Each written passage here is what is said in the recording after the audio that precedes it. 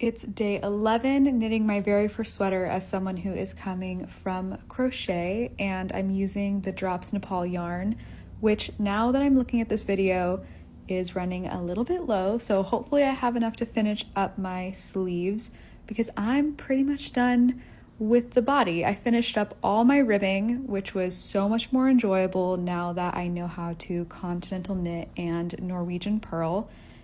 I heard online someone describe it as dancing with your needles, and I love it so much. Don't hold me to this, but I'm thinking I may do an entire sweater that is just ribbed because one of my favorite sweaters is entirely ribbed, and now that I love it so much, it may not actually be so bad.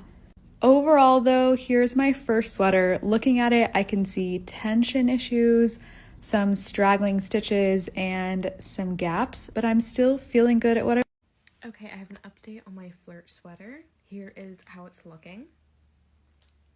Yeah, I had to frog the whole thing.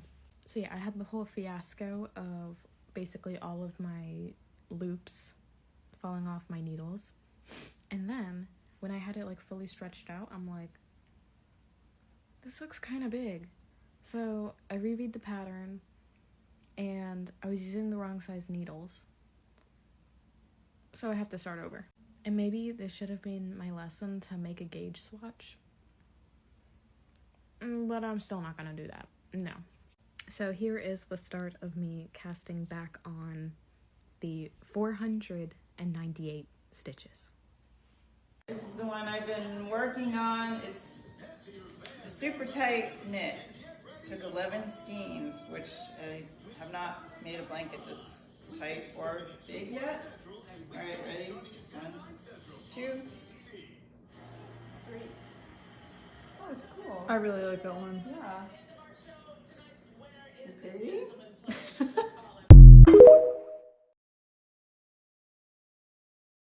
Happy Whip Wednesday. I have a few projects that I'm excited to share with you. I am in Yoke City right now, which is kind of annoying, but that's how it goes making sweaters. After I finished the terracotta sweater a couple weeks ago, I really needed a break from tiny yarn and color work. So this Yoon sweater has been perfect for that. I'm already thrilled with how it's coming out. The raglan detail is so pretty. I decided to just use the Lion Brand Pound of Love. It's an acrylic yarn, but I wanted a more low maintenance fiber for such a simple sweater. I'm finally working on the Polina pullover again after leaving it alone for a while.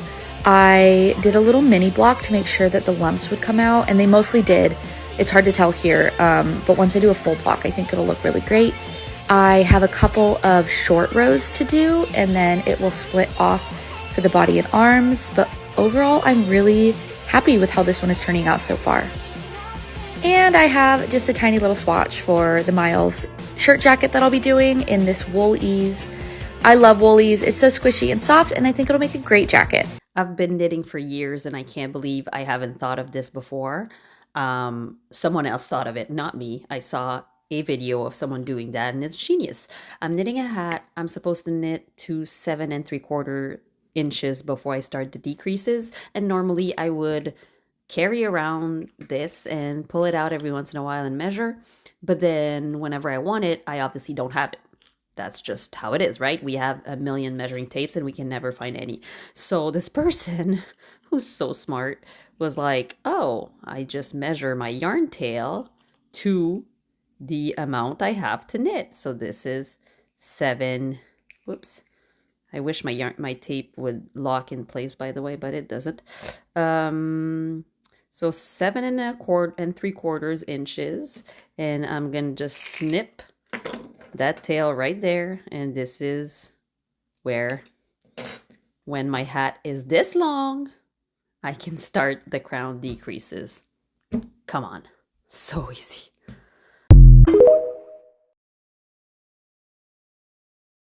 If you know how to knit, please stay in this video. I've been trying so hard for years to learn how to knit, and I recently, this month, was like, I am ready to knit a sweater. And honey, I don't know if I was ready to knit a sweater, and I need to show you where I'm at because I reached a certain point. I finished all the raglan increases. the pattern did not tell me how to do raglan increases, so I had to watch like a million videos and read a bunch of different blogs and forums. And I'm also autistic, so everyone explaining things in different ways really threw me for a loop. But I do feel like I did the increases correctly, but my problem is I think I put them in the incorrect place. And let me show you. I have so much yarn. Hold on. Okay, so I've been putting it off all week because once I hit that point, I was like, it took me so long. And I was like, I don't have the spoons for it to be wrong and for me to have to restart it right now. But I feel like it must be wrong, okay? Because let me tell you, I've got an increase over here. That looks beautiful, right? Okay, but look at these. Are these not supposed to be here and here? Why are they here? And my problem is I did put them in the places that the pattern told me to put them. I counted and put it where she said to put it. But then I might be doing a different type of increase if that's possible based off of all the different things. The way I did it was based off this video. She had a really good way of explaining it and like showed a little visual chart of like how to do the increases. And I was like, oh, finally someone that speaks my language. But I feel that they're in the wrong place. Please tell me I'm wrong and that I can continue on my merry way. Or I guess just confirm that I did frick it up so I can proceed. Because look, the neck, the ribbing, the neck, she's kind of cute. I'm loving the way the yarn combo is. But yeah, I want to like move on. I do want to eventually finish this sweater. But yeah, I feel like even here, see how like they're not like leaning in the, I feel like maybe they're not leaning correctly. Or maybe this could be the front. I don't know. Help, please. Let's talk about hand knit sweaters. This is the Terrazzo sweater by pt.13. Like the perfect slim turtleneck. Next is the Milano sweater by French Press Knits. It's got a really cute heart detail. Next, novice sweater chunky edition. Love the feel of it. I just wish I had it a little bit longer. Okay, next, she's a star. She's an icon. Ann Mensel's diamond jumper. I adjusted the neck. I wanted a mock neck, but she's beautiful and perfect. Next up, this is a Cadre design. It's called the Serene sweater. It has this awesome rolled neck detail. So beautiful. Next, this is the Holiday Slipover by Petite Knit. Super long armpit, which is actually really comfy cozy. Love the split hem detail. Just awesome sweater vest. Okay, this is my favorite things knitwear sweater number 11.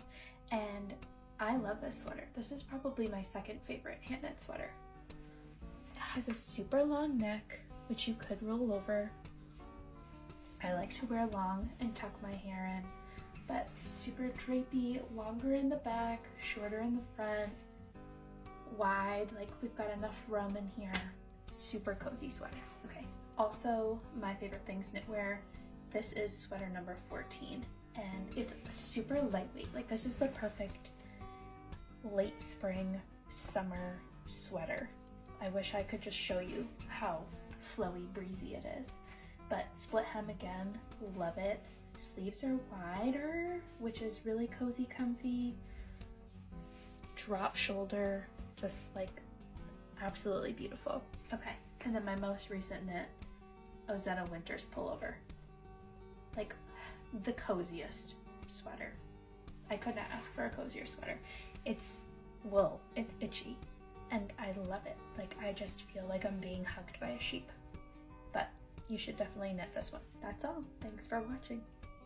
Happy Whip Wednesday. I have finished the yoke of my snake sweater. I really love it, especially the part where the colors change more slowly. Once I got out to here and the yoke got bigger, the colors change more quickly, but this pink and orange area I think might be my favorite. Also, as you can see, I was catching every float.